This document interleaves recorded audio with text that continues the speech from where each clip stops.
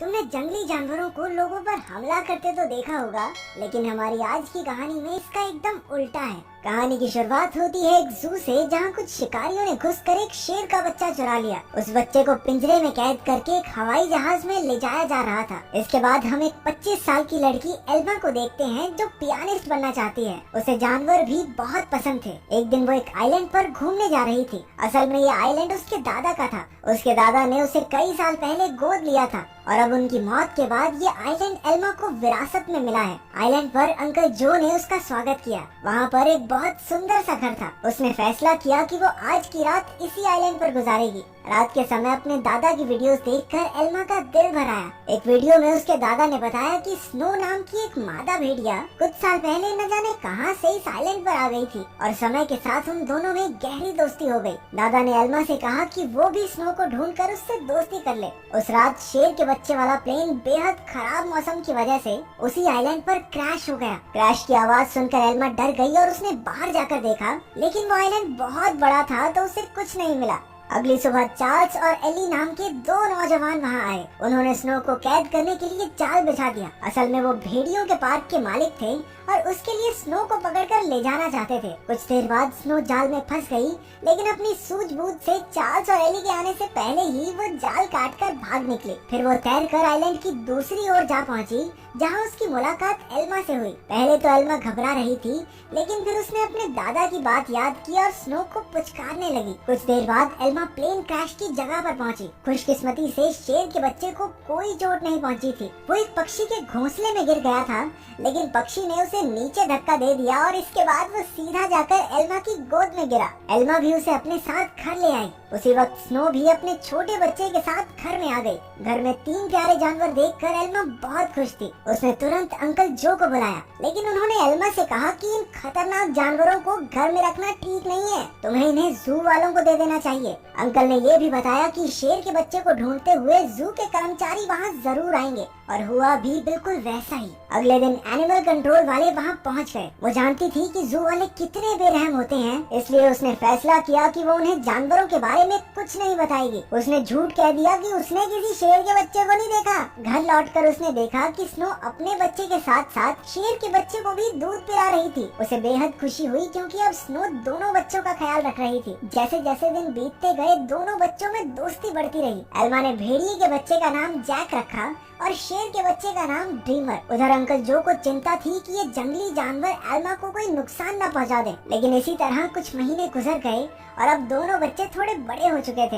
Elma उन्हें island पर घुमाने ले जाती और अपने दादा की मनपसंद जगह पर उनके साथ खेलती भी थी। बदकिस्मती से एक दिन जब एल्मा पियानो के एक ऑडिशन के लिए गई थी, तो पीछे से वो भेड़िए के पार्क वाले आइलैंड पर घुस गए। इस बार वो स्नो को कैद करके अपने साथ ले ही गए। उधर एल्मा का सिलेक्शन भी हो गया और वो बेहद खुश थी, लेकिन जब वो घर लौटी तो उसके होश उड़ गए। उसके घर का सारा सामान बिखरा हुआ था, क्योंकि दोनों बच्चे भूख की वजह से परेशान हो गए थे। एल्मा ने स्नो को ढूंढने के लिए पूरा आइलैंड छान मारा, लेकिन स्नो तो वहाँ थी ही नहीं। अब उसे ही बच्चों का पेट भरना था, इसलिए उसे ना चाहते हुए भी अपनी पियानिस्ट की नौकरी छोड़नी पड़ी। एक दिन अंकल जो फिर से वहाँ आए और खूंखार जानवरों को अब तक वहाँ देखकर गुस्से से भर गए। उसने एल्मा से उसी वक्त जानवरों को जू में भेजने को कहा, लेकिन एल्मा ने उन्हें समझाया कि उसके दादा की यही इच्छा थी कि वो जानवरों के साथ रहे, और फिर जू में न जाने इन मासूमों पर कितने अत्याचार होंगे। आखिरकार अंकल जो भी मान गए और एल्मा को गले से लगा लिया। अब उनका सारा समय जानवरों को खाना खिलाने और उनका पूरा ध्यान रखने में जाता था। एल्मा को जैक और ड्रीमर से बहुत प्यार था और बदले में जानवर भी उस पर जान छिड़कते थे। देखते ही देखते 1 साल गुजर गया और अब दोनों जानवर बड़े हो गए थे। अंकल जो शहर से उनके लिए मांस लाया करते थे, लेकिन उनके पास जाने में उन्हें डर लगता था। उन्होंने फिर से एल्मा को समझाया कि उनके साथ रहना खतरे से खाली नहीं है, लेकिन एल्मा किसी कीमत पर उन्हें छोड़ने को तैयार ही नहीं थी। एक दिन एक माँ बेटी कश्ती में आइलैंड के नजदीक आए। उन्हें देखकर जैक उनके पास जाने लगा। जैसे ही एल्मा ने ये सब देखा, वो जैक को रोकने के लिए भागी, लेकिन वो एक पत्थर से टकराकर नीचे गिर गई और उसके सर में चोट लगने की वजह से वो उसी वक्त बेहोश भी हो गई। वो माँ बेटी ये सब नहीं देख पाई और वापस कश्ती में चली गई। कुछ ही देर में जैक और ड्रीमर एल्मा के पास आए और उसे उठाने की बहुत सी कोशिशें की, लेकिन कोई फायदा नहीं हुआ। वो कई घंटों तक जोर जोर से आवाजें लगाकर मदद के लिए पुकारते रहे, लेकिन कोई नहीं आया। जल्द ही रात हो गई और दोनों जानवर एल्मा से सटकर बैठ गए। उन्होंने पूरी रात जागकर एल्मा को गर्माहट दी। अगली सुबह अंकल जो ने एल्मा को कई बार कॉल की, लेकिन कोई जवाब न मिलने पर वो समझ गए कि कुछ तो गड़बड़ जरूर है। वो तुरंत आइलैंड पर पहुँचे। उन्हें लगा कि जरूर इन जंगली जानवरों ने एल्मा पर हमला कर दिया होगा, इसलिए उन्होंने एनिमल कंट्रोल वालों को कॉल कर दिया। लेकिन जब उन्हें एल्मा बेहोश मिली और जानवरों को उसकी रक्षा करते देखा तो उन्हें अपनी इस हरकत पर बहुत पछतावा हुआ। इसके बाद जब एल्मा को हॉस्पिटल ले जाया गया तो डॉक्टर ने उन्हें बताया कि अगर जैक और ड्रीमर ने उसे गर्माहट न दी होती तो शायद वो आज जिंदा न होती। उधर एनिमल कंट्रोल वालों ने जैक को पकड़कर इलाई और चार्ल्स को सौंप दिया। उन्हें एहसास हो गया कि जैक तो स्नो का ही बच्चा है। वहीं ड्रीमर को एलन नाम के एक आदमी को बेच दिया गया जो एक जू चलाता था। एलन बहुत बेरहम आदमी था जो अक्सर अपने जानवरों को पीटा करता था, लेकिन अपने बाप से बिल्कुल उल्टा उसका बेटा रैफा बहुत नरम दिल का था। जल्द ही उसकी दोस्ती ड्रीमर से हो गई, लेकिन कुछ ही दिनों में बेचारे ड्रीमर को कई नशीली दवाइयां देकर सर्कस में करतब करने के लिए मजबूर किया जाता। ड्रीमर ने अब तक की अपनी जिंदगी मजे से आइलैंड पर गुजारी थी, लेकिन इन बेरहम लोगों ने उस पर काफी बुरा असर डाला। इसलिए राफा अक्सर उसके पास उसे शांत करने जाया करता। उधर हॉस्पिटल में एल्मा ने होश में आते ही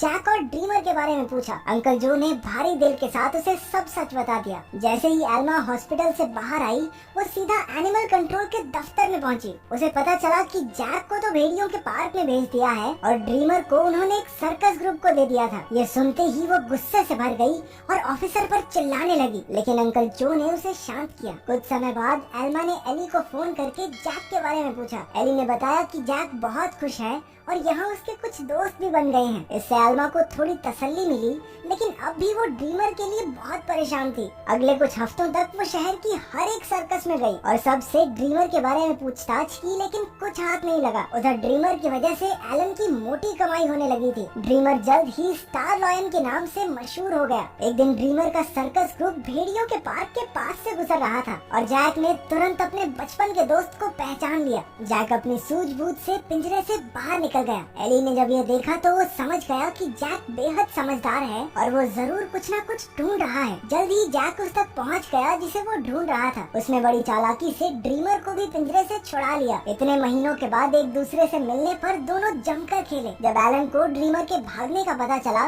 तो उसने गुस्से में बेहोश करने वाली बंदूक निकाल ली। उसके बेटे रैफा ने उसे रोकने की बहुत कोशिश की, लेकिन लालची एलन ने उसकी एक न सुनी। हार कर रैफा भी ड्रीमर को ढूंढने एलन के साथ चल पड़ा। एलन ने एली को भी ड्रीमर के बारे में बताया। अब वो समझ गए थे कि जैक और ड्रीमर दोनों साथ ही हैं। इसी वजह से पूरे शहर में हाई अलर्ट जारी कर दिया गया। उस शाम एली ने एल्मा को सब कुछ बताया और कहा कि एनिमल कंट्रोल वाले दोनों जानवरों के पीछे पड़े हैं। ये सुनकर एल्मा घबरा गई, लेकिन एली ने बताया कि उन्होंने जैक के शरीर में एक ट्रैकर फिट किया था। जैक और ड्रीमर की आखिरी लोकेशन एक जंगल के आसपास थी। अब एल्मा और एली ने मिलकर जानवरों को ढूंढने का फैसला किया। उधर दोनों जानवर शहर में खुलेआम घूम रहे थे, इसलिए पुलिस ने शूट एट साइट के ऑर्डर्स दे दिए। बाद में दोनों जानवर फिर से जंगल में पहुंच गए, जहां एलन और रफा ने उन्हें देख लिया। लालची एलन ने ड्रीमर पर अपनी ट्रैंकुलाइजर गन से हमला कर दिया, लेकिन उसी वक्त जैक बीच में आ गया और अपने दोस्त के बदले खुद गोली का शिकार हो गया। बेचारा जैक तो उसी वक्त बेहोश हो गया, जबकि ड्रीमर को वहां से भागने का मौका मिल गया। उसके भाग जाने के बाद रफा ने तुरंत जैक का ट्रैकर हटाकर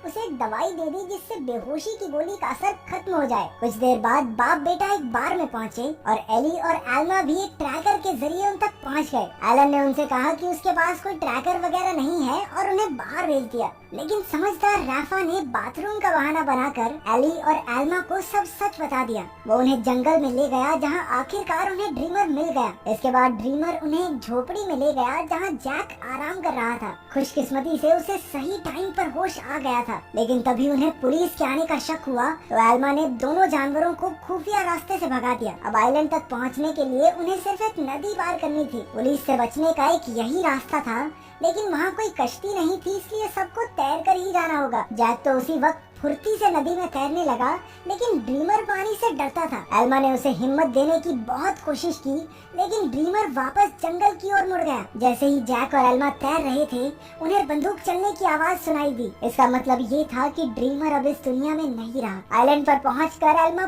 फूट फूट कर रोने लगी, लेकिन ड्रीमर अचानक उसके सामने आ गया। असल में वो जंगल में पुलिस वालों को भटकाने के लिए गया था। उसे जिंदा देखकर सभी खुशी से झूम उठे। आखिर एल्मा ने जैक और ड्रीमर के लौटने की खुशी में पार्टी में पियानो बजाया। अब उनका परिवार पूरा हो गया था। अंत में एल्मा ने सबको अपने प्यारे जानवरों की कहानी बताई, जिससे सभी लोगों के दिल भर आए और वो तीनों खुशी खुशी फिर से